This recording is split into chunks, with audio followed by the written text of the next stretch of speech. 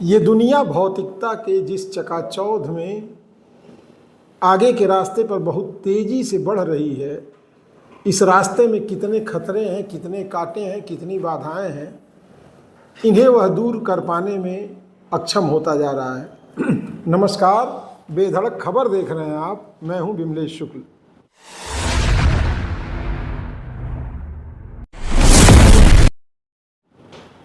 आज एक बहुत सामान्य लेकिन बहुत गंभीर विषय पर मैं बात करने जा रहा हूं।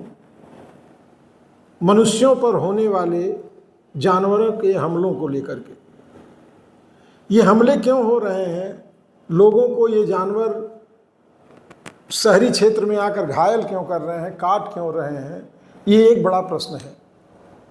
भौतिकता की इस आंधी में बहते बहते हम लोगों ने जंगलों को, वनों को काट करके समतल कर दिया। हर गांव में, हर क्षेत्र में, हर इलाके में एक बड़ा क्षेत्र हुआ करता था जो घास फूस और जंगली पेड़ पौधों से आच्छादित रहता था। विकास की इस कड़ी में हमने उन सब चीज़ों को नष्ट कर दिया और आर्थिक लाभ लेने के लिए उन जमीनों पर कंक्रीटों के मकान खड़े कर दिए। अब सबसे बड़ा सवाल यह है कि आखिर जो जानवर इस धरती पर ईश्वर ने भेजे थे, उनके रहने और खाने का प्रबंध कौन करे। जब कोई भूखा होगा तो निश्चित रूप से पेट भरने के लिए किसी भी गलत मार्ग को पकड़ेगा ही। समाज में भी आप देख लीजिए कि भूख के लिए ही अपराध की प्रवृत्ति बढ़ती है और फिर वो भौतिकता की सुविधाओं को पाने के लिए बड़े अपराधी बन जाते हैं। जानवरों में भी यही प्रवृत्ति आप सामान्य रूप से देखने को पाएंगे। जब उन्हें भोजन और पानी नहीं मिलेगा तो हिंसक होकर के उन क्षेत्रों पर हमला बोलेंगे जहां मनुष्यों की आज आबादी है। वैसे लिखा भी गया है कि कलयुग के इस चरण में जो ये दौर चल रहा है, इसमें जानवर हिंसक होकर के आबादी वाले क्षेत्रों पर बढ़ेंगे और उन क्षेत्रों में जा कर के वो अपना रंग दिखाएंगे। अभी बहराइच में भेड़ियों का आतंक था, काफ़ी दिनों तक हो हल्ला मचा, कुछ भेड़िए पकड़े गए। अब सवाल ये है कि जो पकड़े गए वो भेड़िए तो थे, लेकिन वही हमलावर थे, ये कैसे तय होगा। और ये भी ठीक है कि सारे भेड़िए जो हमलावर हो गए थे वो पकड़ लिए गए, लेकिन बाकी जो भेड़िए उनके परिवार के बचे, उनके समाज के बचे, उनके रहने, भोजन की, जल की क्या व्यवस्था हमने की, मनुष्यों ने की।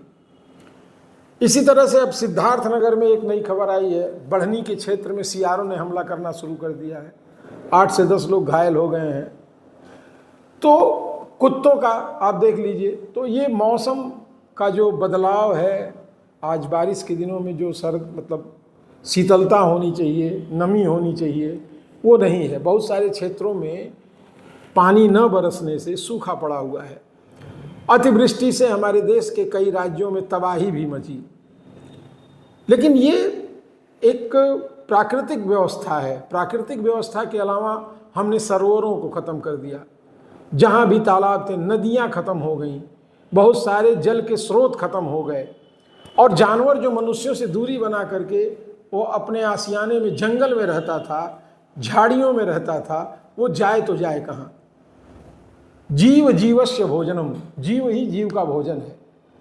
ये सनातन प्रकृति है और इसी पर ये पूरी दुनिया कायम है। अब जब जीव को भोजन ही नहीं मिलेगा तो वो जीने के लिए कोई न कोई उपाय जरूर खोजेगा। जंगली जानवरों का हमला कोई बहुत नई बात नहीं है, लेकिन इस विषय पर गंभीर होकर के सोचना पड़ेगा हर आदमी को कि आखिर हम जीव जंतुओं के लिए प्रबंध क्या कर रहे हैं।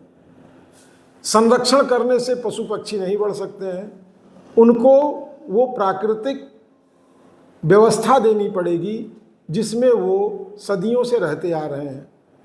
हमारे जंगल अगर नहीं बढ़ेंगे, जल स्रोत नहीं बढ़ेंगे, झाड़ियाँ नहीं बढ़ेंगी, बहुत सारे बागीचे और बाग नहीं लगेंगे। आप देख लीजिए, तितलियाँ हमारी नज़रों से धीरे धीरे गायब हो गई हैं। गौरैया कहीं बमुश्किल से दिखाई देती हैं। जो भी जानवर हैं, जो भी पशु पक्षी हैं, या तो वो लोग चुपके चुपके पाल रहे हैं और नहीं तो वो हमारी नज़रों से ओझल हैं।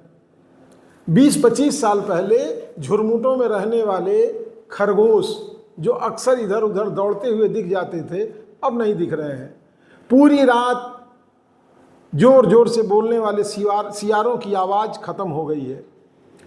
इसका मतलब है कि ये हमारे आसपास से कहीं बहुत दूर चले गए हैं। बहुत सारे ऐसे जानवर हैं जो आज हमारे आसपास या तो ख़त्म हो गए हैं या जो बचे हुए हैं वो हमारे नज़दीक आने का प्रयास कर रहे हैं।